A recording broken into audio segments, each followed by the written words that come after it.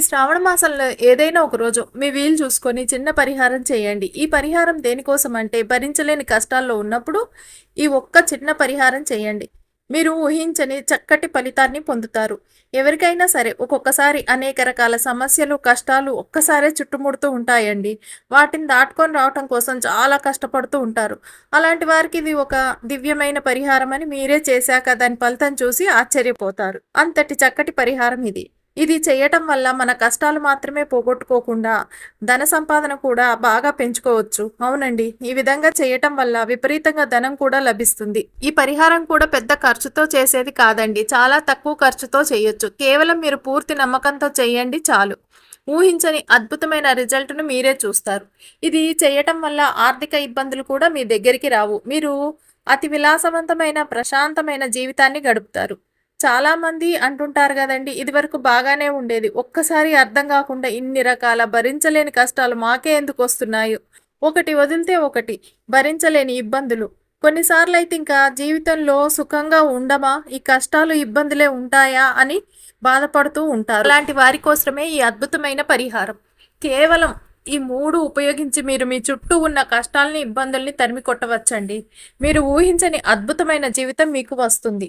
ఇక మీరు అసలు కష్టపడే పని ఉండదు. మీకు 4 వైపుల నుండి కష్టాలు, ఇబ్బందులు ఎలా అయితే వచ్చి చుట్టుముట్టాయో అలాగే సుఖ సంతోషాలు, ప్రశాంతత, ధనం కూడా మిమ్మల్ని చుట్టుముట్టి ఉంటాయి ఎప్పటికీ. ఈ పరిహారాన్ని ఒక్కసారి చేసి చూడండి.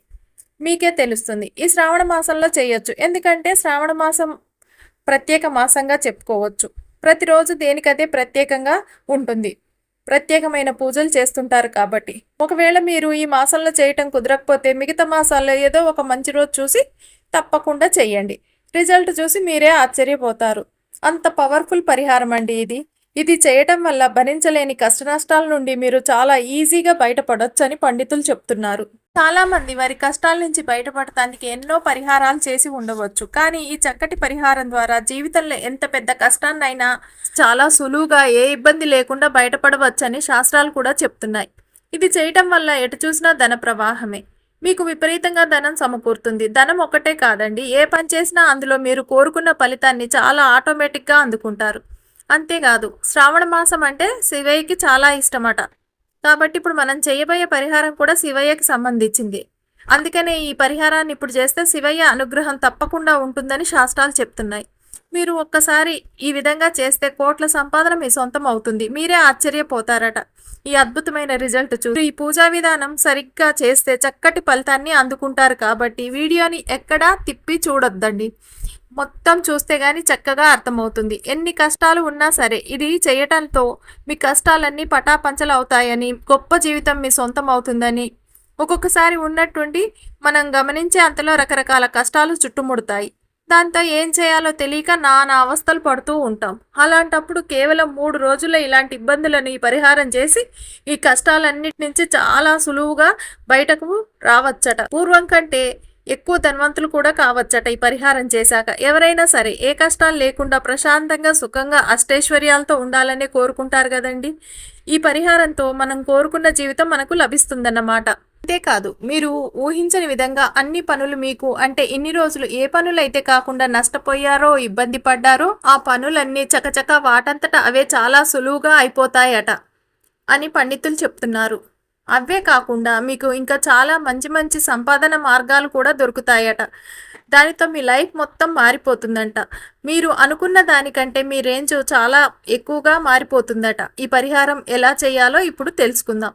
ఒక ఎర్రని వస్త్రాన్ని తీసుకోండి. ఒక కొత్త మూకుడు తీసుకొని దాన్ని శుభ్రంగా కడిగి దానికి చక్కగా పసుపు రాసి మూకుడు మొత్తం తర్వాత చక్కగా కుంకుమ బొట్లతో పెట్టాలి. అందులో మీరు దోసెడు కల్లుప్పు తీసుకొని వేయండి. పైన చిత్రంలో చూపించిన విధంగా. మూకుడు మరీ పెద్దది కానవసరం లేదు. మన దోసెడు ఉప్పు పట్టే అంతటిది అయితే చాలు. తర్వాత అందులో పైన చిత్రంలో చూపించినట్లు 7 లవంగాలు తీసుకొని పెట్టండి. తర్వాత పసుపుని చిత్రంలో చూపించినట్లు ఉంచండి. ఆ మూకుడును మీ ఇంట్లో ఈశాన్య భాగంలో 3 రోజులు ఉంచి తర్వాత 4వ రోజు మూకుడుతో సహా పారే నీళ్ళల్లో వదిలేయండి. ఈ విధంగా చేశాక డైరెక్ట్గా ఇంట్లోకి రాకుండా బయటనే కాళ్ళు చేతులు ముఖం కడుక్కొని ఇంట్లోకి రండి. మనం మూకుడు కింద పెట్టిన ఎర్రటి వస్త్రాన్ని కూడా నీళ్ళల్లో వదిలేయాలి. ఈ విధంగా చేయటం వల్ల మన ఇంటి లోపల కానీ బయట కానీ మన కుటుంబ సభ్యుల శారీరకంగా కానీ ఉన్న నెగిటివ్ ఎనర్జీ మొత్తం అది తీసేసుకుంటుందండి. ఈ 3 రోజులు ఉన్నందుగా నెగిటివ్ మొత్తాన్ని అది గ్రహించి వేస్తుంది. అందువల్ల ఈ రకంగా చేసిన వారికి మానసిక ప్రశాంతత, ఆరోగ్యంలో తేడాలు ఉన్నా, ఈ చికాకులు ఉన్నా మొత్తం తీరి ప్రశాంతంగా ఉంటుంది. మీకు ఉన్న భరించలేని కష్టాలు, ఆర్థిక ఇబ్బందుల నుండి అతి తొందరగా బయటకు రావడంతో పాటు కోటీశ్వరులు అవ్వటం కూడా ఖాయమండి.